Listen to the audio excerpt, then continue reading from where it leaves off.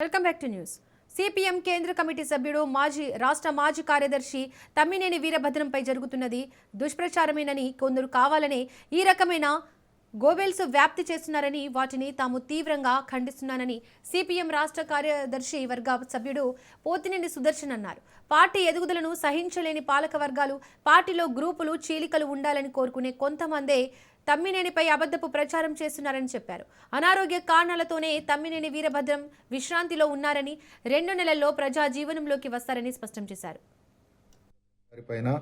ఒక తీవ్రమైనటువంటి దుష్ప్రచారం రాష్ట్రమంతా సాగుతూ ఉంది. ఎలక్ట్రానిక్ మీడియాలోనూ, ప్రింట్ మీడియాలోనూ, మెయిన్ స్ట్రీమ్ మీడియాలోనూ, యూట్యూబ్ ఛానళ్లలోనూ ఈ ప్రచారం పోటీ పడి మరీ సాగుతూ ఉంది.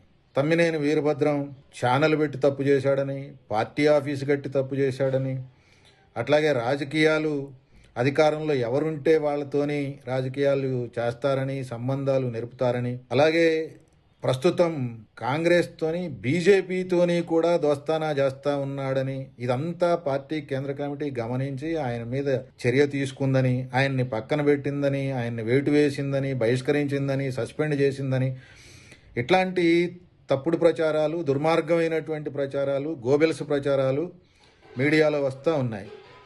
వీటిని నేను తీవ్రంగా ఖండిస్తూ ఉన్నాను. పార్టీ శ్రేణులు, ప్రజలు ఎవ్వరూ కూడా ఈ రకమైనటువంటి దుష్ప్రచారాలని నమ్మవద్దు అని చెప్పేసి విజ్ఞప్తి చేస్తూ ఉన్నాం. ఇవాళ ఖమ్మంలో కట్టినటువంటి పార్టీ కార్యాలయంలో ఏమి జరుగుతూ ఉంది?